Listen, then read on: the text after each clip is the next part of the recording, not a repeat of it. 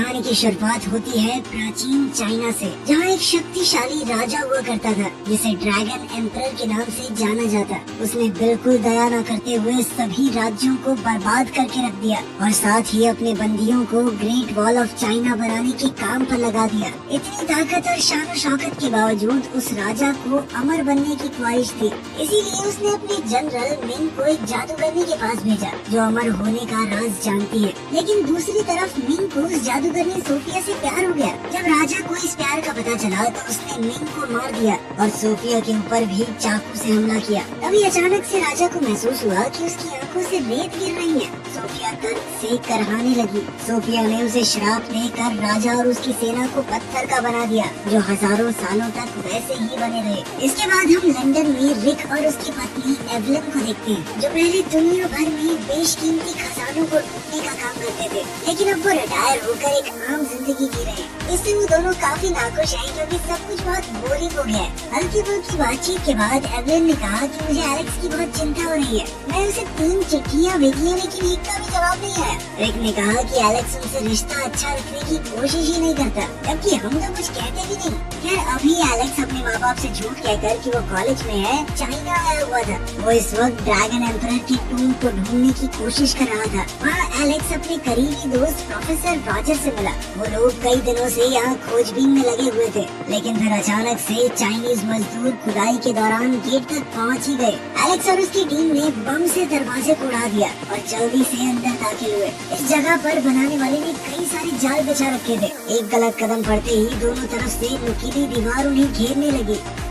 ध्यान से फूक फूक कर कदम रखते हुए वो आगे बढ़े। अचानक ही उन्हें कंकाल मिला, लेकिन उसे हाथ लगाते ही एक और ट्रैप एक्टिवेट हो गया, जिससे छत के टुकड़े नीचे गिरने लगे। छत के कुछ हिस्सों के गिरने के बाद रोशनी अंदर आने लगी, जिसके बाद उन्हें हजारों पत्थर के सैनिक दिखे, जो कि राजा की सेना थी। एलेक्स और उसकी टीम ये सब देखकर हैरान रह गई, लेकिन गलती से उनकी एक आदमी ने एक और ट्रैप को एक्टिवेट कर दिया, जिसमें एलेक्स के 3 साथी मारे गए। एलेक्स घबरा गया, लेकिन विल्सन ने कहा कि हमें अब आगे बढ़ते रहना होगा, वरना उन दोनों की मौत फिजूल हो जाएगी। आगे बढ़ते हुए उन्हें कंपास दिखा, जो कि गलत डायरेक्शन में पॉइंट कर रहा था। जैसे ही उन्होंने उसे सही दिशा में सेट किया, फर्श अचानक से खुल गया। एलेक्स अचानक से उस अंधेरे गड्ढे में जा गिरा, जबकि विल्सन किनारे पर लटका रहा। एलेक्स नीचे गिरकर थोड़ा घबराया हुआ था। वो उस कमरे को बड़े ध्यान से देखने लगा। उसे हर तरफ खोपड़ियाँ और हड्डियाँ दिखाई दी। टॉर्च की मदद से जब उसने आसपास देखना शुरू किया तो उसे कमरे के बीच में पत्थर की मूर्ति दिखाई थी,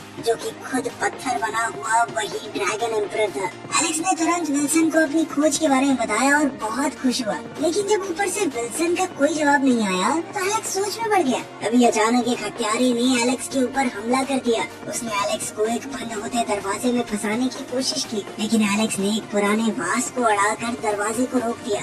थोड़ी जद्दोजहद के बाद अचानक हत्यारे का चेहरा दिखाई दिया, जो कि एक लड़की थी। तभी अचानक विल्सन वहां पहुंच गया और एलेक्स को बचाने के लिए गोलियां चलाने लगा, जिसके बाद वो हमलावर वहां से भाग गई और एलेक्स बच गया। उधर इंग्लैंड में ब्रिटेन की स्पेशल फोर्सेस का एक एजेंट बेंजामिन रिक और एवलिन से मिला और उन्हें एक आखिरी मिशन के लिए बनाया। मैं जानता हूँ आप रिटायर हो चुके हैं, लेकिन ये काम बहुत जरूरी है। उनका मिशन था आई ऑफ शैंग्री ला नाम की एक चीज को चाइना के शंघाई म्यूजियम तक ले जाना। शुरुआत में तो दोनों ने मना किया, लेकिन थोड़ा मनाने पर मान ही गए। शंघाई पहुंचकर वो दोनों एवलिन के भाई जॉनथन से मिले, जो वहाँ पर एक नाइट क्लब चलाता था। कुछ देर बाद एलेक्स को किसी आदमी ने क्लब की किचन से बाहर फेंक दिया। रिक तुरंत उसे बचाने के लिए आगे बढ़ा, लेकिन तभी उसने इस आदमी को पहचान लिया। उसका नाम मैड डॉग मैगवायर है और वो दोनों पहले एक दूसरे के साथ काम कर चुके हैं। इसके बाद रिक और एवलिन ने अपने बेटे एलेक्स से बात करने की कोशिश की, लेकिन वो थोड़ी दूरी बनाने लगा। एलेक्स ने गुस्से में कहा कि वो कॉलेज वापस नहीं जाना चाहता और फिर जल्दी से क्लब से निकल गया।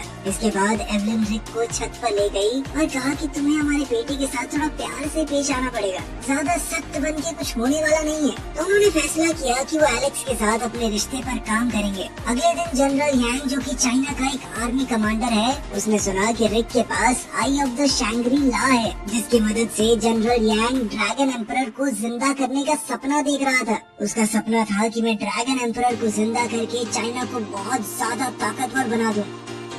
शाम के समय एलेक्स अपने माँ बाप को वो मूर्ति दिखाने लगा जो उसने ढूंढी थी। ड्रैगन एम्परर की मूर्ति देखकर रिक खुश हो गया और अपने बेटे की तारीफ करने लगा।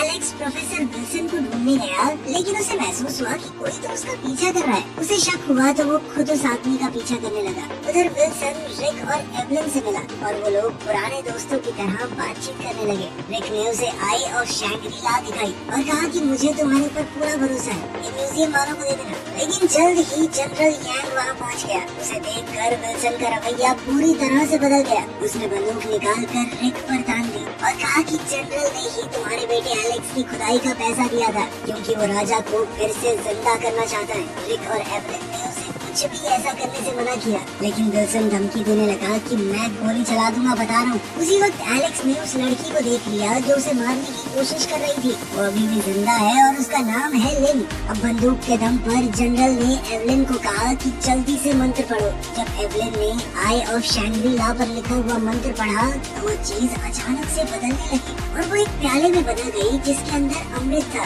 जिससे राजा फिर से जिंदा हो जाएगा। जनरल यांग ने विल्सन से कहा कि अब गोली मार दो, कोई फर्क नहीं पड़ता। लेकिन जैसे ही विल्सन गोली चलाने लगा, एलेक्स और लिन ने वहाँ पहुंचकर रिक को बचा लिया। पूरा परिवार अब मिलकर दुश्मनों से लड़ने लगा, लेकिन गलती से वो प्याला छलक गया और अमृत जाकर राजा की मूर्ति पर गिर गया। लिन ने उस रथ में मौजूद राजा के कंकाल की छाती पर एक खास खंजर से हमला करके उसे जिंदा होने से पहले ही खत्म करने की कोशिश की, लेकिन पता चला कि वो कंकाल राजा का था ही नहीं। राजा तो उस मूर्ति में बंद था जिसके ऊपर अमृत गिरा था और वो तेजी से जिंदा होने लगी। रिक ने उस पर धुआंधार गोलियां चलाई, लेकिन कोई असर नहीं हुआ। थोड़ी देर बाद उसके पत्थर के घोड़े भी जिंदा होने लगे। लिन और एलेक्स घोड़े के रथ के नीचे लटक गए। जब राजा वहाँ से भागने लगा तो रिक, एवलिन और जॉनथन पटाखों से भरा हुआ ट्रक लेकर उनका पीछा करने लगे।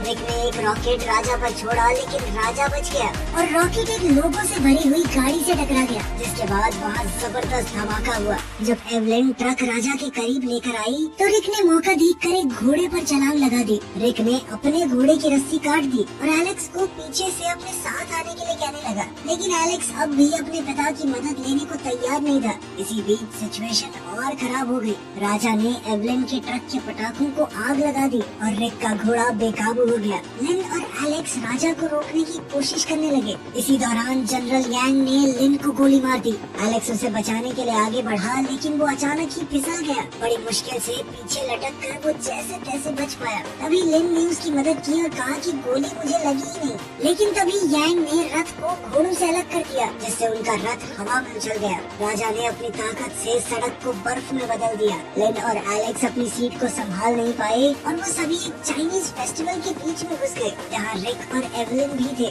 सभी लोग जैसे तैसे इधर उधर टकराने से बचे। इसी दौरान एवलिन के ट्रक के पटाखे फटने लगे, जिसके बाद एवलिन और उसके भाई जॉनथन ने ट्रक से कूदकर अपनी जान बचाई। राजा भाग गया, जिसके बाद सभी लोग जॉनथन के नाइट क्लब में रुके। वहाँ लिन ने अपने बारे में बताया कि मैं राजा के ही परिवार से हूँ। हम लोग सालों से राजा के मकबरे की सुरक्षा कर रहे हैं। उसने बताया कि ये राजा बहुत क्रूर था और किसी को भी उसे जगाना नहीं चाहिए। अब उन्हें जैसे तैसे राजा को शैंग्री-ला के पोर्टल तक पहुंचाना होगा। इसी तरीके से वो उसे खत्म कर सकते हैं। उसने सबको एक खंजर दिखाया, जिससे वो राजा को हमेशा के लिए मार सकते हैं। जिसके बाद सभी लोग प्लेन में बैठकर एक तूफानी सफर करते हुए हिमालय की पहाड़ियों में पहुंचे। ये रास्ता बहुत खतरनाक था और एक बार को तो वो सब नीचे खाई में गिरने वाले थे, लेकिन जैसे तैसे उन्होंने अपनी जान बचाई। अखबार में उन्हें खबर थी कि जनरल यांग पहाड़ी पर पहुंच गया है। ये सुनकर रिक और बाकी सब ने फैसला किया कि रात यहीं रुकना चाहिए। जब रात हुई तो सब आराम करने लगे।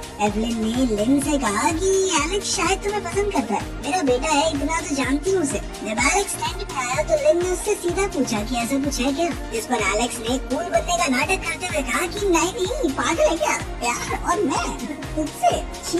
लिन ने भी उसी अंदाज में जवाब दिया और कहा कि हाँ, मैं भी तुम्हें पसंद नहीं करती और छी करने की जरूरत नहीं थी। लेकिन उन दोनों को देखकर ये साफ था कि कुछ तो चल रहा है उनके बीच में। अगले दिन वो सभी लोग एक पुराने मंदिर में पहुंचे, जिसके बीच में एक गोल्डन टावर था। जैसे ही यांग के सैनिकों ने मंदिर के सामने अपनी पोजीशन ली, दोनों तरफ से गोलियां चलनी शुरू हो गई। लड़ाई के दौरान चाइनीज फौजियों ने एक रॉकेट लॉन्चर का इस्तेमाल किया, जिससे मंदिर को भी काफी नुकसान पहुंचा। जैसे जैसे हमले हो रहे थे, मंदिर की इमारत कमजोर पड़ने लगी। रिक और उसकी टीम ने समझकर पीछे हटने लगे। जॉनथन गोल्डन टावर के आसपास बंधे हुए बमों को जलाने की कोशिश करने लगा, ताकि राजा की पूरी ताकत उसे वापस न मिल पाए, लेकिन वो गोलियों के बीच फंस गया और मुश्किल से बचकर निकला। भागते हुए उसका लाइटर बर्फ में गिर गया और वो उसे जला नहीं पाया। रिक और एवलिन ने देखा कि लिन मंदिर के बाहर एक अजीब भाषा में रोते हुए कुछ बोल रही है, जबकि चाइनीज फौजी मंदिर को पूरी तरह से अपने कंट्रोल में लेने की कोशिश करने लगे। तभी अचानक 3 बड़े से जानवर कहीं से आ गए और उन लोगों की मदद करने लगे फौजियों से लड़ने में। जोनाथन ने अपना लाइटर फिर से ढूंढकर आखिरकार बत्ती को जला दिया।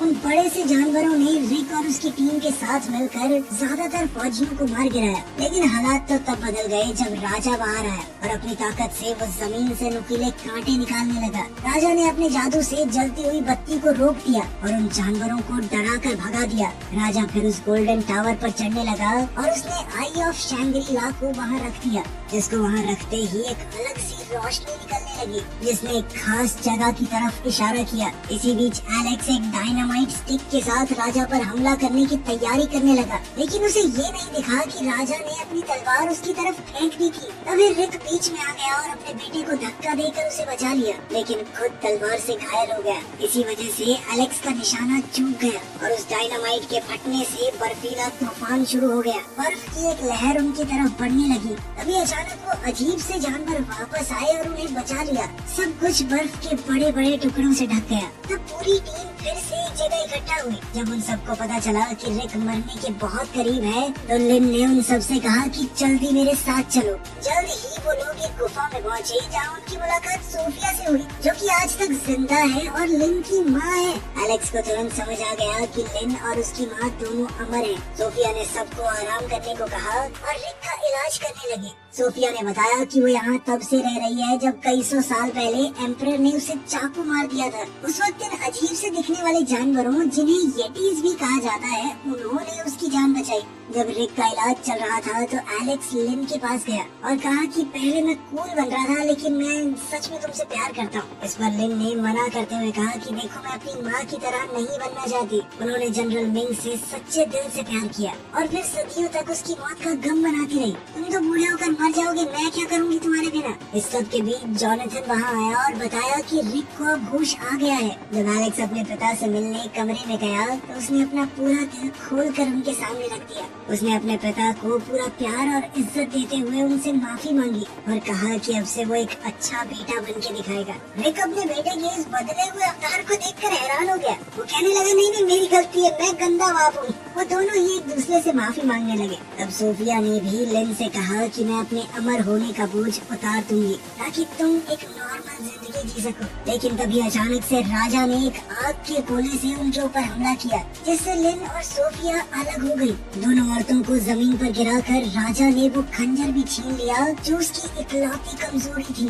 उस खंजर के बिना कोई उसे नहीं मार पाएगा। फिर राजा वहाँ मौजूद दिव्य पानी के उस पूल में उतर गया ताकि वो पूरी तरह से ठीक हो जाए। उस पूल के अंदर से वो राजा 3 मुंह वाला ड्रैगन बनकर बाहर निकला। उसके मुंह से निकलती हुई खौफनाक आग ने पूरी गुफा को